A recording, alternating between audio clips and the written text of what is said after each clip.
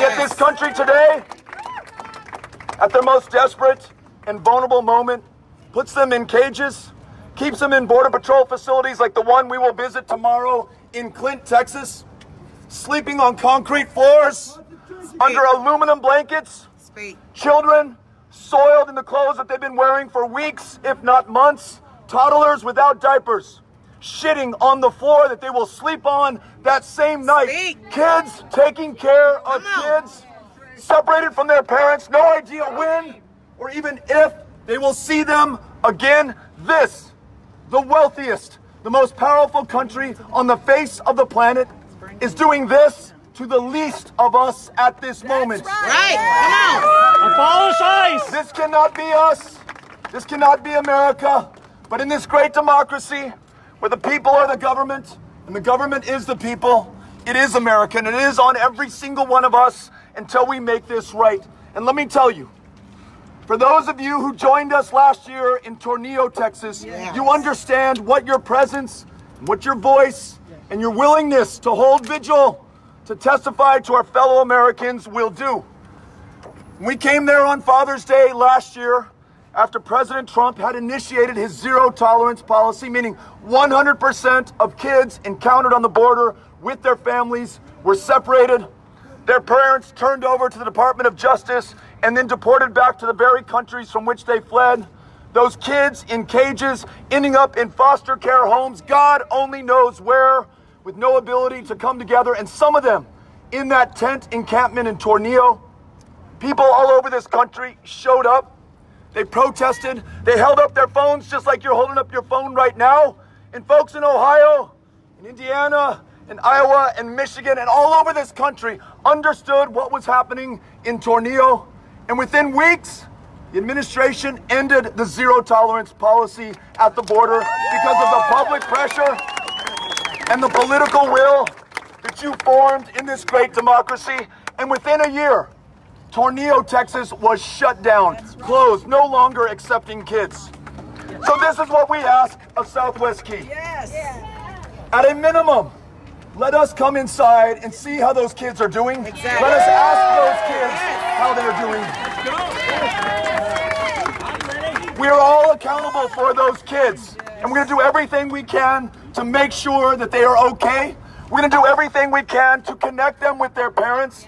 We are going to insist that Southwest Key, Health and Human Services, the Office of Refugee Resettlement, not share their parents' or sponsors' information with Immigration and Customs Enforcement so that they are not deported, so that family members can come forward and claim those kids and get them into a safe home. Southwest Key, at least give us these answers. And then here's what we ask of you.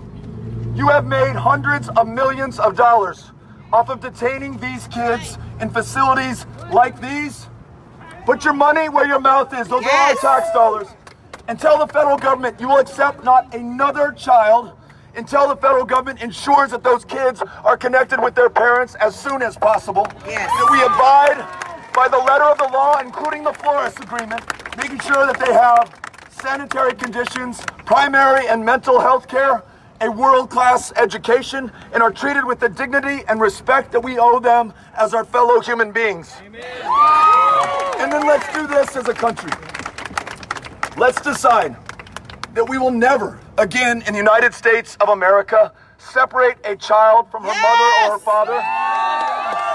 We will never again put them in a cage or in a detention center or force them to spend days or weeks or months or years at a facility like this one at Southwest Key. That we understand that we must not just tolerate or respect our differences, but fully embrace them if we are going to be the strongest, best America we can be. And that it is to our lasting benefit that these children have come to this country. And if they are granted asylum, they're able to stay here with their families, they will reveal their true power and genius here in the United States of America and contribute to our success and to our greatness for the rest of their lives. And then lastly, as Cesar said, we must now rewrite this country's immigration laws in our own image from the perspective of the most diverse city in the United States of America. Let's make sure that we work with the countries of Honduras and Guatemala and El Salvador. Reduce violence there Help those farmers who are struggling through historic droughts so that they can feed themselves and be safe and not have to make this journey to this country in the first place. Let us spare no expense in reuniting every single family who's been separated in the United States. And then let's do this. Let's do this. Those more than 1 million dreamers who right now live in constant fear of being deported back to the very countries from which they fled. Those TPS holders who are here decades after they came from El Salvador and Haiti and other countries legally. Let's make sure that we free them from that fear by making them U.S. citizens in this, their true home country.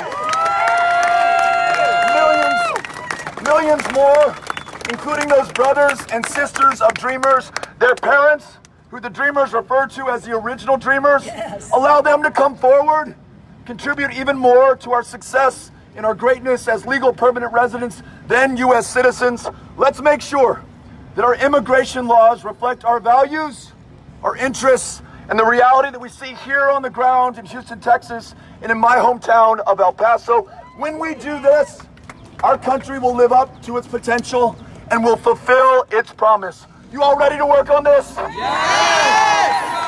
So grateful to be with you. Please keep up the fight. These kids are counting on it. There's 6 I'm grateful. dead kids. Accountability for the 6 dead kids. Yep.